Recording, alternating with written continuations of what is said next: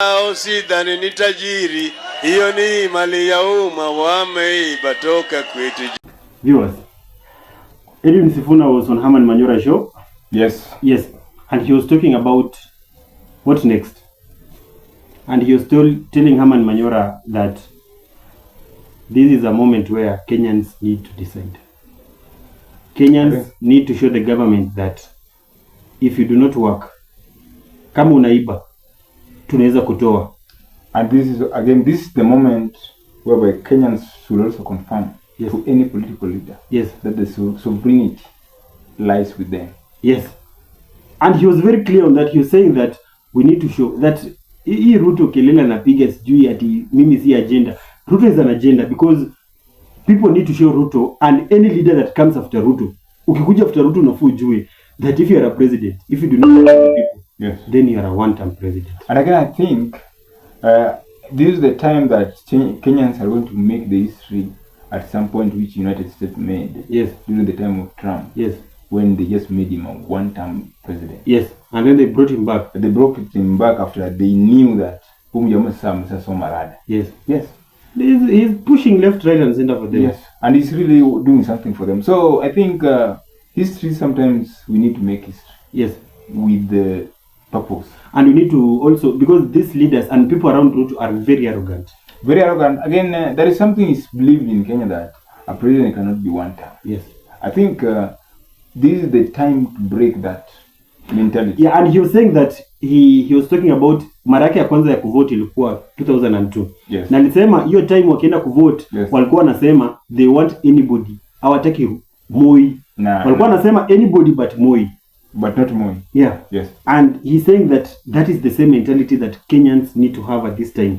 We need somebody new. It doesn't matter first who the person is, but we need to remove this guy to show any other guy who is coming that Kenyans need to be respected. You know, again, Ruto doesn't have any reason to convince us to vote for him. He doesn't. He is doing, the work he's doing is below average. Na hizi private partnerships zenye anafanya zote ni corruption. Wana kila kitu iko over. Everything is beyond. They are selling everything to themselves. Kila kitu yani in the morning case, jioni case.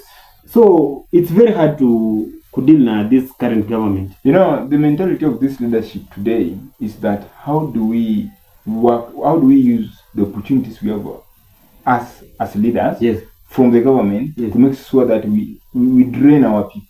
Yes. We drain their billions of shillings. Yes. Because you see everything is not working well. Yes. When sincerely it should work. Yes. And you see how yesterday they panicked. Walipandisha mafuta ikafika over 200. And I was thinking even before they did it. So the VAT on fuel is 16%. Yes.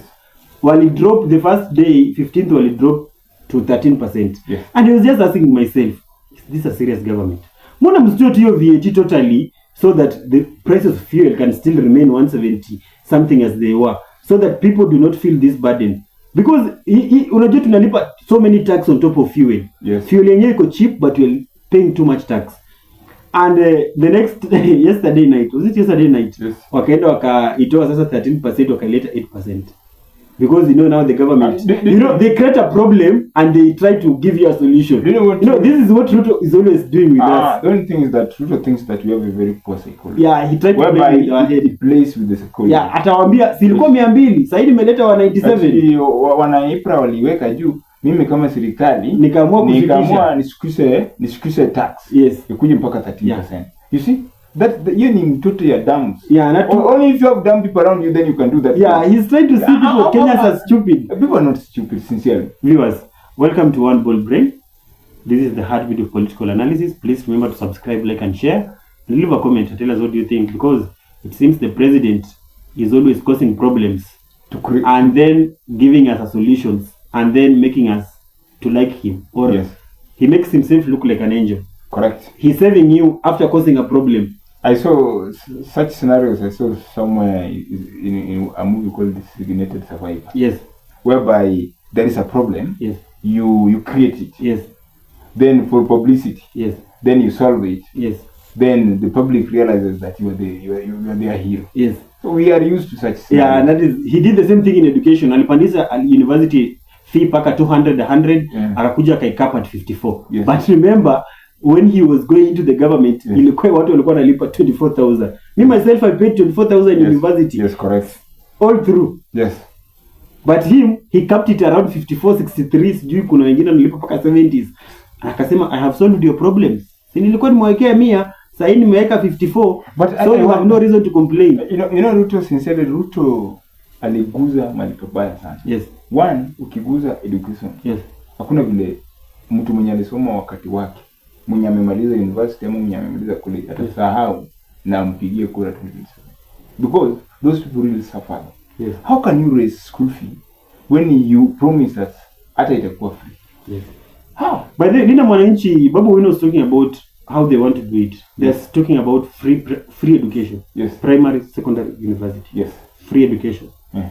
Funded by the government. Yes. And I think if you can come in as a president and pull such kind of a thing in Kenya, we better pay high taxes. Pesa yote hiya ni CDF ya nini ya education ilipwe directly to the institutions. Yes. Watoto wasome free. Man, we'll vote for you. That is a relief to parents. Because sincerely, why do we need CDF for the constituencies? It's not even necessary. So that your area MP can steal. Not your at least to bring publicity to the area MP. Yeah. Anaenda anagawa basi watu wanapiga picha inakuwa kwa WhatsApp yake, Facebook. Yeah, but it's a useless thing. It's a useless thing. These people, sincerely, the constitution checks very well done. These people, their job is to make sure that they oversight the legislate. Yeah. Only and make bills and whatever if they can make laws. So in summary, yes, Sifuna is talking about we need to be a country that need to ask ourselves, because he was talking about 2022. Walikuwa naambia watu, mko sure mnataka kuelect Ruto? Ruto tunajua ni mwizi. Ameiba. Yes. Akona kesi. Yes. Amegrab mashamba. Yes. Are you guys sure mnataka kumelect? Yes. And guys were like, hey, Mount Kenya people were saying, "Oi, we want him. Huyu mwizi wetu tunamtaka." Analia kwa kanisa, tunamtaka. Yes. Remember when he was crying in church? I know. Yeah, and Sifuna is saying that people now need to decide, because people cannot be crying and at the same time they're the ones who enable these things. You know what I can tell you today is that yes, we Kenyans really are the same people, always make the same mistakes. Yes. And we keep on shouting. Yes. Sincerely, it's not even necessary to shout, because this mistake, we saw it coming. Yes.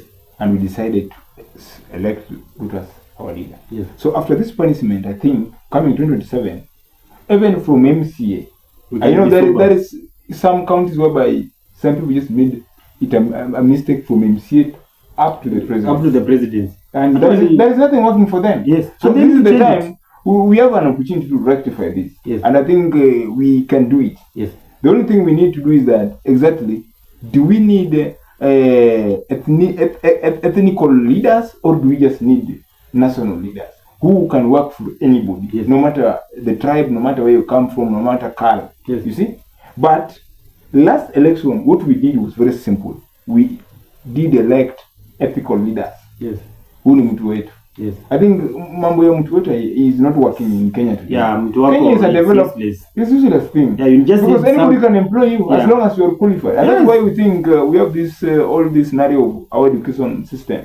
It's working. So when you are qualified to do a work, you just get the job. But the politicians, are also destroying the workforce, because the politicians they really interfere with it. Politicians wanataka connect watu wao kwa kazi, wanafanya nini, so it's destroying the whole process. Kitambo walimu walikuwa wanaandika on merit. Sasa hivi walimu MP wako anaweza kuitia tu barua. Unapata mtu ametoka university sasa anaandikwa na mtu mwingine amekaa 6 years hajaandikwa. This is the sad thing, we are making even Kenyans ourselves and the politicians themselves, they are making even politics itself to be very hard for them. Yes. Because when you keep on corrupting everything, then you realize that you also must do some corruption for you to even have the campaign money. So I think Kenyans can decide that after 2027, yes, politics can be cheap. Yes. By just making sure that they select leaders who can work. Yeah. Then even leaders who will buy next can have a very easy way of buying, because now it is not all about money. Yeah, and that is what Sifuna was telling them. People need to make a decision. Yeah, and people need to decide, because kila wakati utakuwa tu unalia na wewe ikifika time ya kura utaki kuamka kwenda kupiga kura. kila unalia miaka 5, ikifika time ya kura ukipewa 500 unaenda unapigia mtu mwenye unajua atafanya kazi. Because if you want to make this thing easy, yes, can I tell you? Yes. For example, if Sifuna vies for a president today and he wins election, yes, do you know how politics will be cheap after the next election? To be very cheap. One, our president is not that rich. Yes. Even our deputy will be not that rich. Yes. Then Brian can now vie for MP in the area because they don't really their expectation is not all about your money. And you know, also, they need the leadership. Yeah, and also they will set standards. You know, yes, when you get a good leader, yes, he sets standards for yes, the country and everybody. Yeah. Yeah. So well, you know, now today, if you check, for you to vie as an MP, you need like around 54 million and above. Yeah, I heard it was 50 million. Yeah, 50 million and above. Yeah. Sincerely speaking, that's not fair for somebody who want to lead you. Yes. And want to be a good leader for you. Automatically, if you need 50 million and above, then there is no way you can be a good leader. And you remember, how can you be a good leader and you have this people, you have your money? CDF is 190. Is it 190 million? 190 million. Yeah. So kila mwaka atakuwa anafinya 50 yake. You know lazima utoe because you know how can you be a good leader when mwenyewe ili ufike kwa kiti? Politics is too expensive. It's too expensive. And that's why Kenyans are really suffering. Yeah, I think because the burden must come back to the people. Ruto campaigned against the old state. It was Raila Amolo Odinga. And remember, Raila Amolo Odinga himself is a force. Unganisha na hiyo force ya serikali ya Uhuru Muigai Kenyatta. He campaigned against these people. I'm telling you, these people, hata kama ni deni, hata kama ni, he used a lot of money. That's why even managing this government is being too hard because those people who sponsored you, they need their money. They want the guarantee that you, because now you want also to be supported for the second term. They want a guarantee you must complete all the needs. Ndio wakuja on board wasema sasa this time around mimi nilikupea 90 million, wacha nikupea 180. So for that to happen, tungekuwa na sile tu. Do you think Ruto akienda hii second term ataomba loan kweli? Kwa second term? Unadhani watu watampatia willingly? Yaani kama hii time atakuja atakwambia. The problem is there is no guarantee. There's no guarantee. There is no guarantee, not that he cannot win. There is no guarantee that how can I just come give you money if you don't request? That is the point. That's one big point. Yeah, because I need to give you when you promise something. So you know me, I will come in with my 200 million. But maybe you know now for him it will be based on we have been working together. Yes. I have given you some things. So if you have given me some contracts, and you know the values of the contract, so again you also know what you expect from me. Yes. Which you can also again quote by yourself. Yes. Okay, viewers. Like you can just call, Boss De Solo. No, we are budgeting for the campaigns of 2027. So I'm requesting you that you send me 300 million. No, they don't request like that. I know, I'm just giving an example. How they request, I don't know. Yeah, you cannot just say you are a big boy, so tell us. No, I'm not a big boy, but I'm just saying. You know. Yeah, from what I know is that, for example, somebody can come in and tell you that he will give you like, let's say, 100 products. Yes. For your campaign. Yes. Yeah, all your products. And somebody can come in and say, I will fuel all of them. Yes. And somebody can come in and say, unataka ndege. Hizi 6 months za campaign. Ndege 5. And remember, hii yenye tunasema ina happen only in the position. On the side of the government will have to sponsor their candidate. Yeah, but the government siko na kila kitu. And wanachukua hiyo bill wanatuwekea sisi. Ndege si za polisi. Kwani pombe aje na ndege ziko. Kuna ndege za polisi, ndege ya wanamaji, kuna ndege ya army. The only thing you need, unaweka kwa budget, inapitishwa na wabunge wako pale kwa bunge. Then mambo shughuli imeshughulikiwa bwana. Viewers, leave a comment and tell us what you think because Sifuna is telling you that you need to decide. It is high time you decide and you decide rightly. Yeah, you need to decide. Not just to decide. You decide and you decide rightly. Yeah, because huwezi kuwa na make mistake wewe penye umekaa alafu unakuja kulia TikTok at there is a problem. You cannot tell us Kibaki was a good president. Then after Kibaki you decided to select a president which you are saying is not a good president. Then you give him a second term. Then again unachukua deputy. Then unachukua deputy yake unamweka then mnatuambia president alikuwa mbaya na mnapea deputy wake mwenye walikuwa wanafanya na 50-50. This is Kenya is funny. We Kenya sometimes hata kama unasema wajinga walisha Kenya, wajinga hawakuisha. And that's how we ended up having a president we have today. And some useless governors, which I will not quote their names here. Viewers, leave a comment and tell us what do you think. This is One Gold Brain, the heartbeat of political analysis. And keep the heart beating. See you.